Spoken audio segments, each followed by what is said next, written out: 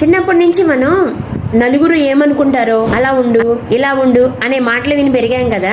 ఇది మనలో ఒక భయాన్ని కలిగిస్తూ ఉంటుంది. మనం ఎవరైనా విమర్శిస్తారేమో మనల్ని, పని చేసినా ఏ పని చేయకపోయినా విమర్శించే వాళ్ళు విమర్శిస్తూనే ఉంటారు. చేసామనుకోండి, చూడండి ఎలా చేస్తున్నారో వాళ్ళు, ఆడవాళ్ళు ఇలా మాట్లాడవచ్చా అంటారు. ఒకవేళ చేయకుండా ఉన్నాం అనుకోండి, ఎంత చదువుకుంటే ఉపయోగం ఏముంది, ఏమీ చేయకుండా ఖాళీగా కూర్చుంటే. ఈ విమర్శకు భయపడి చేయాలనుకున్న పనుల్ని గనక ఆపివేస్తూ ఉంటే గనక వాళ్ళకి నేను ఈ మెసేజ్ ఇస్తున్నాను.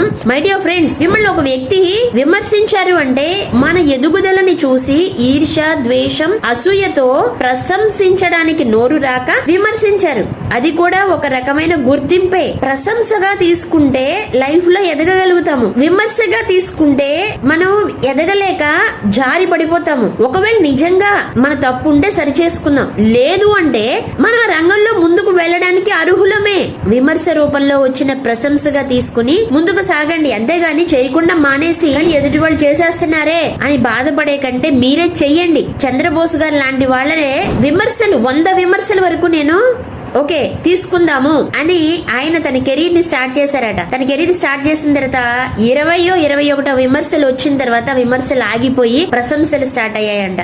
ఎంత గొప్ప వాళ్ళకైనా ఉంటాయి, మంచి చేసే వాళ్ళకి ఉంటాయి, గొప్ప పనులు చేసే వాళ్ళకి మరీ ఎక్కువగా ఉంటాయి. అలాగే మన మీద కూడా ఒక విమర్శ వచ్చి పడింది అంటే మనం హ్యాపీగా, యాక్టివ్ గా మన ఎదుగుదలకి అదే మొదటి మెట్టు. Thank you.